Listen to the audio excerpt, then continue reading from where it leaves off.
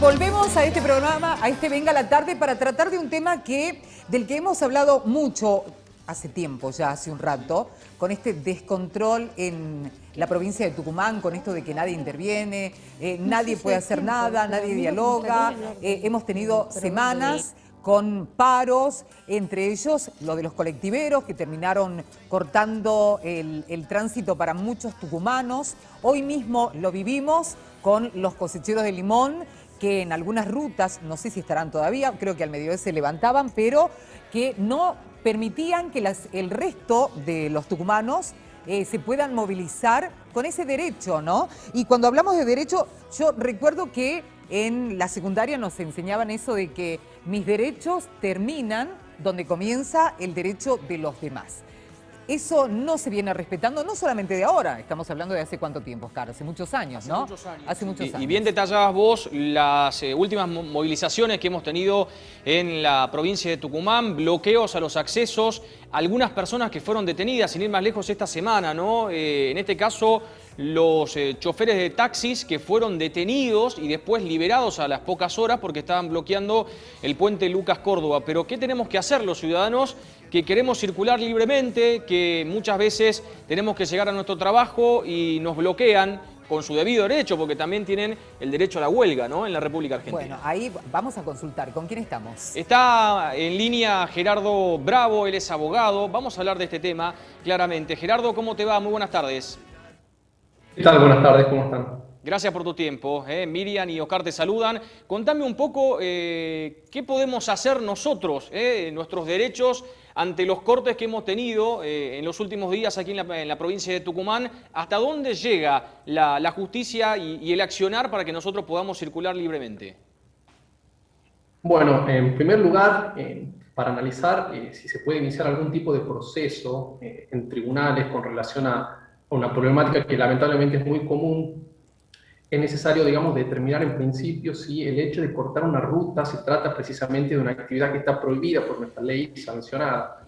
Específicamente el artículo 194 del Código Penal establece penas que van desde los 3 meses a los 2 años para aquellas personas que interrumpan o entorpezcan el tránsito, ya sea terrestre, marítimo o aéreo. Así que en definitiva, sí se trata de una figura que está contemplada precisamente en el Código Penal.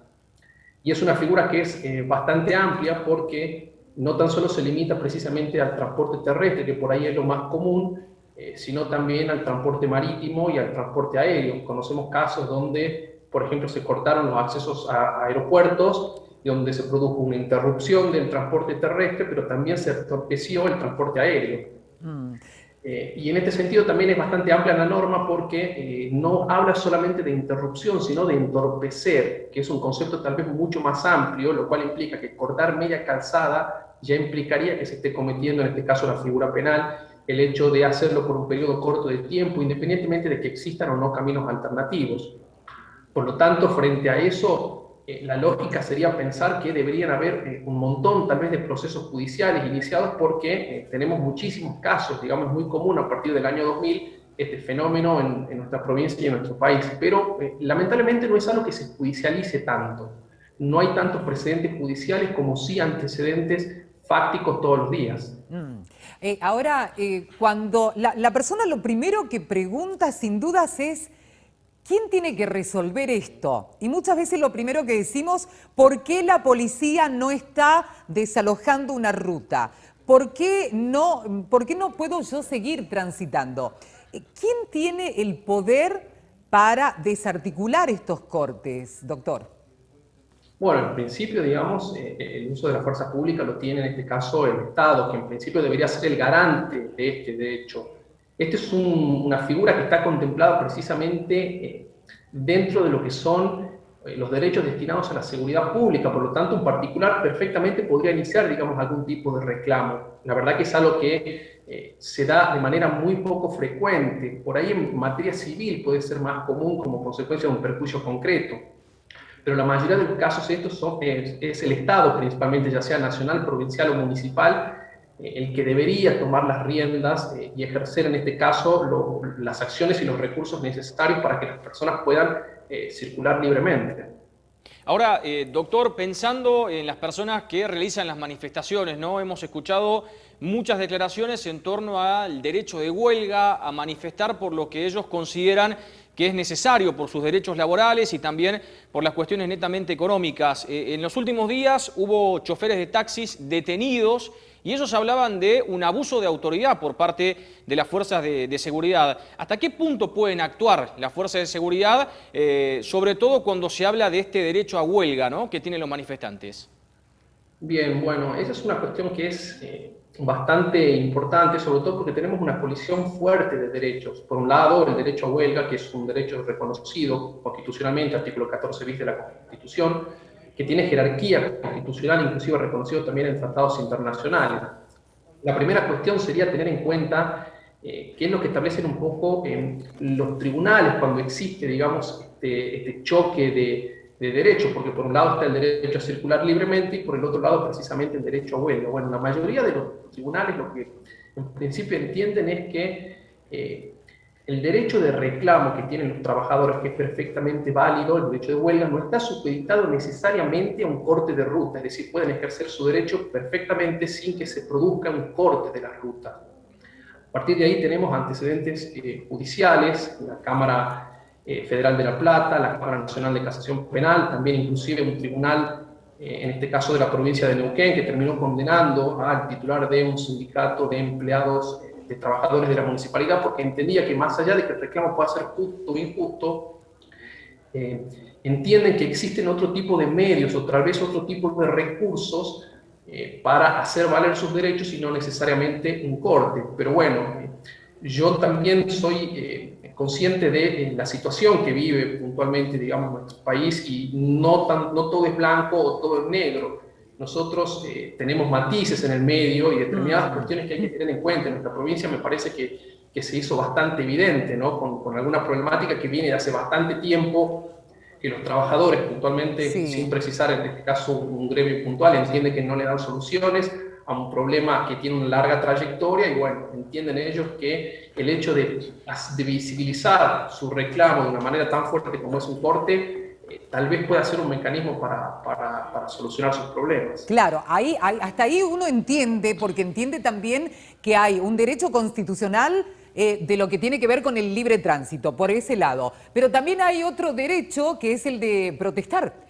Y quedamos en el medio los ciudadanos, doctor, porque, por ejemplo, te cuento un caso. Esta mañana en Concepción, un camionero harto, porque dice que tenía que pasar sí o sí, no respetó que había el derecho a la protesta por parte de los cosecheros, que también tienen el derecho y por lo que están luchando. Y este hombre pasó, me contaron que pasó con su camión y casi se lo lleva puesto a todos. ¿No sería preciso que el Estado, en este caso el gobierno, pudiera interceder antes y evitara este choque entre ciudadanos, entre trabajadores?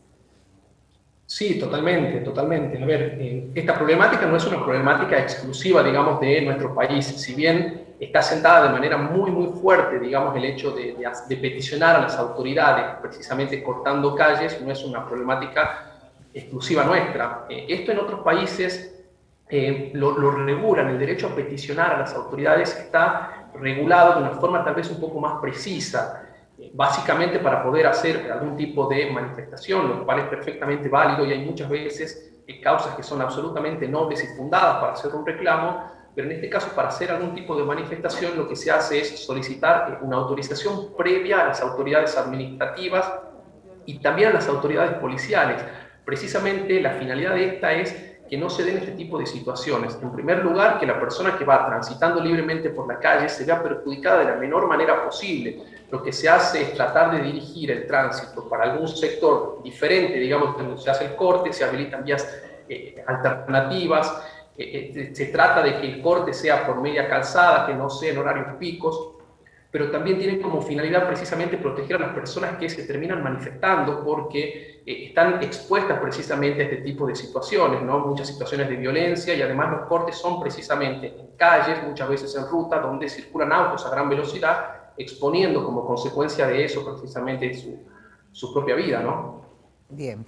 Y se da algo más, doctor, que muchas veces las personas, Por un lado, por entender cuál es la situación, por ejemplo, la que está pasando ahora, el tema de los cosecheros que están sin trabajar y demás, uno accede a eso de darles una colaboración, porque es así. En otros casos se han sentido, bueno, ahí como que han sobrepasado todavía los derechos y muchas personas decían, no, yo no voy a pagar porque no tengo por qué pagar peaje como me ampara hoy la Constitución. ¿Uno hace mal en dar esa colaboración o en pagar peaje, doctor? Y en principio no tiene obligación de hacerlo, no tiene una obligación legal de hacerlo. Debería ser en este caso el Estado, el ente superior en que se encargue precisamente de controlar que este tipo de situaciones no sucedan. Lamentablemente, en la realidad tenemos, digamos, estas situaciones fácticas, pero en principio no está obligado, digamos, a pagar bajo ningún punto de vista.